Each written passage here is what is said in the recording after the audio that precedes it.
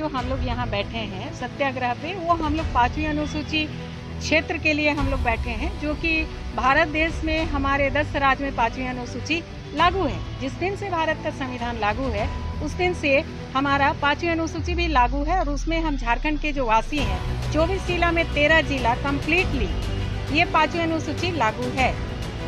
जिस दिन से हमारा भारत का संविधान लागू हुआ है, लेकिन उस क्षेत्र में जो 5वीं अनुसूची क्षेत्र के अंतर्गत आता है वहाँ के हिसाब से भारत सरकार और झारखंड सरकार शासन नहीं होने दे रही है। और उसी चीज़ को हम लोग जिस तरह हमारे भारत के संविधान में लिखा है, उस क्षेत्र के आदिवासी मूलवासियों को जो प्रावधान उस क्षेत्र में मिला हुआ है, अकॉर्डिंगली चलने के लिए हम गवर्नर साहब से ये बात करने के लिए बैठे हैं कि जो संविधान में लिखा है, संवैधानिक हिसाब से हमारा देश को चलना चाहिए। हर क्षेत्र के लोगों को जो जो प्रावधान मिला है वो प्रावधान उनको मिलना चाहिए। और विशेष हम 5वीं अनुसूचित क्षेत्र में जो आदिवासी बहुल एरिया है, वहाँ ये 5वीं अनुसूचित क्षेत्र लागू है, तो 5वीं अनुसूची जो हमारे संविधान में हमको दिया गया है, अकॉर्डिंगली यहाँ काम होना चाहिए। सरकार को ये गवर्नर को बताना चाहिए कि किस तरह से रूल करना है या नहीं करना है। बस हम इसके लिए बैठे हैं। अभी तक क्या स्थिति है? क्या आप लोगों की बातों को सुना जा रहा है या नहीं सुना जा रहा है, या पूरी तरह से स्ट्रेट अवे नकारा जा रहा है? क्या स्थिति है? बात ऐसी है, हम लोग बहुत बार गवर्नर साहब को ये चिट्ठी दिए कि ये क्षेत्र में हम लोग किस तरह से तकलीफ को झेल रहे हैं, जो कि हमारे जो नियम हमारे ऊपर भारत सरकार और झारखंड सरकार जब कानून, भारत सरकार और झारखंड सरकार का जो कानून है वो हमारे क्षेत्र में लागू नहीं होता है। लेकिन भारत सरकार का कानून और झारखंड सरकार का कानून हमारे 5वीं अनुसूचित क्षेत्र में भी ये लोग लागू करके उस कानून के द्वारा हमारे लोगों को प्रताड़ित किया जा रहा है। जिस तरह की आईपीसी, सीआरपीसी हमारे क्षेत्र में आदिवासियों के ऊपर में लागू नहीं होता है, लेकिन उसके तहत हमारे लोगों को अरेस्ट किया जाता है, झूठा इल्ज़ाम लगाया जाता है और बहुत तरह के प्रताड़ना होते जा रहे हैं। और इस क्षेत्र का जल, जंगल और जमीन उस क्षेत्र के आदिवासियों का है, मूलवासियों का है, लेकिन उस क्षेत्र के, जैसे सुप्रीम कोर्ट ने बोला है कि जमीन जिसकी खनिज उसकी, लेकिन यहाँ जमीन हमारा, खनिज सरकार का है। हमारे क्षेत्र में जिसका जमीन है उसको उस खनिज का पैसा नहीं मिल रहा है। उस खनिज को टोटली भारत सरकार और झारखंड सरकार ही लूट रही है। मैं कहूँगी कि लूट रही है, क्योंकि संवैधानिक अधिकार हमको मिला है, जमीन हमारा, खनिज हमारा।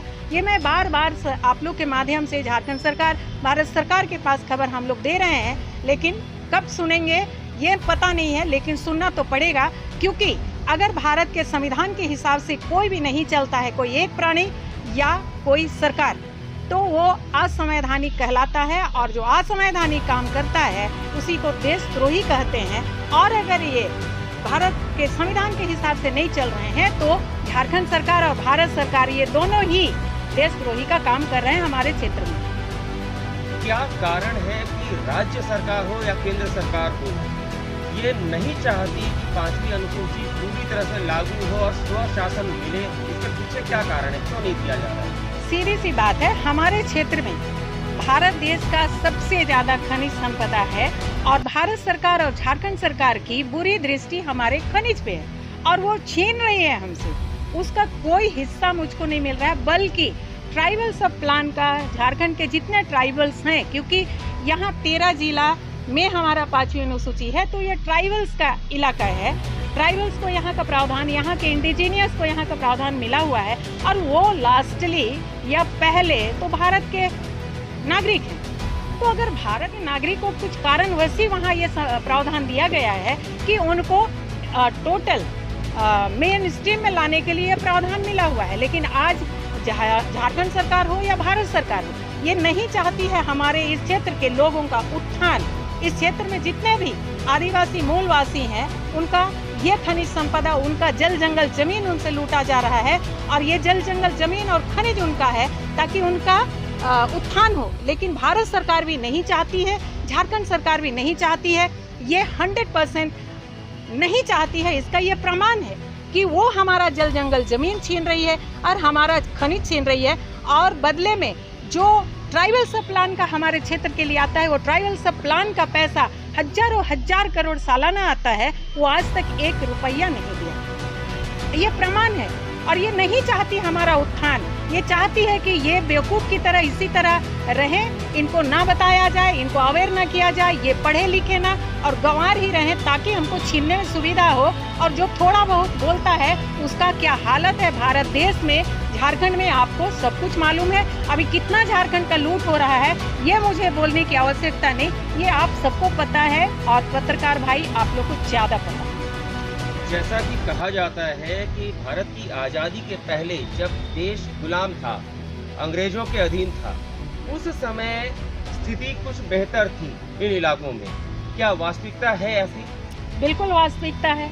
ये जो 5वीं अनुसूचित क्षेत्र कभी भी किसी का गुलाम नहीं रहा, आदिवासी कभी भी किसी के गुलाम नहीं रहे। तो जितने भी शासक आए उनके गुलाम नहीं थे, बल्कि आपको मैं बता दूं, ये अंग्रेज जब थे तब भी महारानी जो यहाँ शासन करती थी उनका आदेश था कि इस क्षेत्र में बिल्कुल आपका शासन नहीं होना चाहिए, उस क्षेत्र के लोगों को आप उनके हिसाब से रहने दो, वहाँ आपको शासन नहीं करना चाहिए। इस क्षेत्र के लोग कभी भी अंग्रेजों के भी गुलाम नहीं रहे हैं, ये बहुत बड़ा बात है, लेकिन इसको छुपाया गया। और इस क्षेत्र में यहाँ के जो लोग थे, यहाँ के जो शासक अंग्रेज का शासन था और यहाँ के जो लोग थे, जो पहले बिफोर कमिंग अंग्रेज जो लोग यहाँ शासन कर रहे थे, वो लोग मिल के हमारे क्षेत्र में हमें लूटने का काम किया और ज़मीन लूटने का काम किया, हमारा खनिज लूटने का काम किया और हमें बताया कि अंग्रेज कर रहे हैं, लेकिन यहाँ के लोग मिले हुए थे। अदरवाइज इस क्षेत्र में महारानी का बिल्कुल मना ही था कि उनके क्षेत्र में आपको शासन नहीं करना है। ऐसी भी जानकारी हमें मिली आप लोगों के माध्यम से और कई माध्यम से कि जब संयुक्त राष्ट्र में पहली बार भारत का प्रतिनिधित्व किया गया, जिस समय कांग्रेस की सत्ता हुआ करती थी देश में, तो उस समय यूएन में, संयुक्त राष्ट्र में ये भी कहा गया था शायद संभवतः कि भारत में आदिवासी लोग नहीं रहते। इस पे कितनी सच्चाई है? बिल्कुल यह 100% सच्चाई है कि जब भारत देश आज़ाद नहीं हुआ था तब यहाँ के जनगणना में अलग अलग नाम से हमारी जनगणना होती रही है। हम थे, कहने का मतलब आदिवासी थे। जैसे ही भारत देश आज़ाद होता है और पहली बार यूएनओ में जब मीटिंग होता है तो वहाँ भारत देश से मॉन्स्टर दयाल नाम का एक व्यक्ति को भेजा जाता है, रिपोर्टिंग करते हैं वो वहाँ जाकर कि भारत में आदिवासी नहीं रहते हैं। भारत देश आज़ाद होने के पहले मीटिंग, उससे पहले आदिवासी थे, भारत देश आज़ाद होता है उसके बाद आदिवासी नहीं रहते हैं। ये सच्चाई है और वो सरकार भारत सरकार थी और ओबियसली वो कांग्रेस की सरकार थी। और उसके बाद एवरी 4 ईयर में ये मीटिंग्स होते हैं, तो नेक्स्ट 4 ईयर में जब आते हैं तो यहाँ से रामदयाल मुंडा सर जाते हैं और वो रिपोर्ट करते हैं कि हम तो हैं आदिवासी यहाँ पे। और लगभग 200 से ऊपर जितने भी कंट्रीज के टोटल आदिवासी होते थे जो यूएनओ में रजिस्टर्ड हैं, जो यूएनओ में जिनकी मेंबरशिप है, तो 100 something, 195 something, I am not sure. तो इतने देश के टोटल आदिवासी जितने हैं, उनके टोटल आदिवासी में से लगभग 18% आदिवासी भारत में ही रहते हैं। और ये भारत सरकार ने यूएनओ में झूठ बोला कि इस देश में आदिवासी नहीं रहते हैं। तो यही प्रमाण है कि ये जो भारत सरकार है फ्रॉम द बिगिनिंग ये आदिवासियों को डिनाई करती रही कि यहाँ आदिवासी नहीं रहते हैं। ये आदिवासी हितैषी तब से नहीं है और अब भी नहीं है, अब भी नहीं है का ये प्रमाण है। आप पत्रकार भाई ज़्यादा जानते हैं कि कितने आदिवासी यहाँ इकोनॉमिकली डेवलप किए हैं, एजुकेशनली डेवलप किए हैं, हेल्थ की तो बात ही छोड़ दीजिए। क्या इसके पीछे बहुत बड़ा कारण ये नहीं था कि आदिवासियों को पूरी तरह से विलुप्त कर दिया जाए भारत से? मनसा ऐसा ही है, अदरवाइज ऐसा नहीं होता। क्योंकि प्रथम नागरिक आदिवासी, भारत के जो आदिवासी हैं वो यहाँ के प्रथम नागरिक हैं क्योंकि आदिवासी हैं। और इनका जो हालत है, शायद मुझे लगता है कि भारत देश में, क्योंकि पूरा भारत देश मैंने भ्रमण नहीं किया है, तो आदिवासी जो हमारे झारखंड के हैं, उड़ीसा के हैं, छत्तीसगढ़ के हैं, इनका जो हालत किया जा रहा है, इस पर झारखंड सरकार हो, छत्तीसगढ़ सरकार हो, उड़ीसा सरकार हो, मध्य प्रदेश सरकार हो, आदिवासियों के ऊपर नाना प्रकार का प्रताड़ना हो रहा है, लेकिन वो उनका कभी न्याय नहीं मिल रहा है। कहने को तो भारत को आज़ाद हुए 75 साल हो रहे हैं और आज़ादी के 75वें साल पर अमृत महोत्सव मनाया जा रहा है। जो यहाँ के इंडिजिनस पीपल हैं, स्वदेशी पीपल जिनको कहा जा सकता है, देसी लोग कहा जा सकता है, आज भी प्रताड़ना के शिकार हैं। आपका भी सत्याग्रह हम देख रहे हैं, देश के अलग अलग स्थानों पर आंदोलन और सत्याग्रह हो रहा है। ऐसा क्या कदम उठाना होगा इस समुदाय के लोगों को जिससे इन्हें अपना अधिकार मिल सके और ये आगे फिर लंबा 75 साल तक ना खींच जाए? क्या करना होगा? आदिवासियों को अवेयर करना होगा, हमें ही अवेयर करना पड़ेगा, क्योंकि भारत सरकार अवेयर करने से चूक गई है, वो चाहती ही नहीं है। और झारखंड सरकार की भी यही हालत है। कहने का मतलब ऑल ओवर इंडिया में स्टेट गवर्नमेंट भी हमारे विरोध में काम करती है और इंडिया गवर्नमेंट हमारे विरोध ही काम करती है। कभी हमारा मतलब आदिवासी मूलवासी के विरोध ही काम करती है, कभी इनको आगे बढ़ने देना नहीं चाहती, क्योंकि उनके क्षेत्र में जो धन संपत्ति है वो लूट कर वो माला माल हो गई है, इसीलिए वो अमृत मना रही है। लेकिन हमारे लिए तो जहर ही जहर है। हमारे पास हर तरह का जहर उन्होंने दिया हुआ है। हमारे ऊपर तो पुलिसों का लाठी डंडा लात जूता आप देख रहे हैं, बात करके खत्म नहीं होगा। इतना प्रताड़ना और इतना लूट कांड हमारे ऊपर है। हम अशिक्षित अभी तक हैं, हमारा स्वास्थ्य के ऊपर ध्यान नहीं है।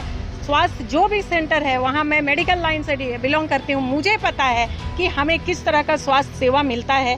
आप विश्वास नहीं करेंगे, आज भी रोड में बच्चे पैदा हो रहे हैं और सरकार को उसका कोई चिंता नहीं है। बहुत सारे हॉस्पिटल में डॉक्टर ही नहीं है, नर्सेस ही नहीं है और दवाई भी नहीं है। अगर यहाँ हमारे झारखंड के जो हेल्थ मिनिस्टर है, मैं उनसे भी चैलेंज के साथ बात करती हूँ, चैलेंज देती हूँ कि आप सही नहीं कर रहे हैं। स्वास्थ्य आप जो उनका हक बनता है, जो मौलिक अधिकार में आता है, आप नहीं दे रहे हैं। और भारत सरकार को भी मैं ये बात कहती हूँ कि ये लोग हम भारतीयों का, not only Adivasi, all Indians को सही जो स्वास्थ्य देना चाहिए वो नहीं दे पा रहे हैं, क्योंकि इनकी इच्छा ही नहीं है। इनकी इच्छा नहीं है, बजट है बट इच्छा नहीं है लोगों तक। ये पूरे भारतीयों को नहीं दे रहे, नॉट ओनली आदिवासी। सरकार के कान में जूं नहीं रेंगेगा, लेकिन जो संवैधानिक अधिकार हम इस्तेमाल कर रहे हैं और संवैधानिक तरीके से हम उनको समझा रहे हैं, मांग नहीं रहे हैं, हम समझा रहे हैं। We the people, we all, not only Adivasi, not only indigenous, all Indians, those who are living in India, जो लोग हम भारत में रह रहे हैं, हम सब भारतीयों के लिए आप संविधान के हिसाब से चलो। और ये जो भारत सरकार और स्टेट गवर्नमेंट दोनों ही संवैधानिक तरीके से नहीं चल रही है, जिसकी वजह से एक एक भारतीय आज त्राहिमाम मचा हुआ है एक एक भारतीयों के साथ में। केवल इंडिजिनियस के साथ नहीं, जो बाहर से आ रहे हैं उनके साथ भी प्रॉब्लम है। और जो बाहर से आए हुए हैं सारे इंडिया में, ये बहुत मुश्किल का घड़ी है। और ये हमें उल्लू बनाने के लिए ये अमृत महोत्सव मना रहे हैं, ये जहर घोल कर रख दिया है। आज एक दूसरे के खून के प्यासे हो गए हैं और ये अमृत महोत्सव मना रहे हैं। मुझे समझ में नहीं आता ये अमृत किस चीज़ को बोलते हैं। हर दिन मारपीट करके, हर दिन एक कौम दूसरे कौम से लड़ रहा, ये लड़ा रहे हैं। और ये अमृत इनके लिए अमृत है, क्योंकि सबसे लूटा है, सबको उल्लू बनाया है, सबको मजबूर किया है।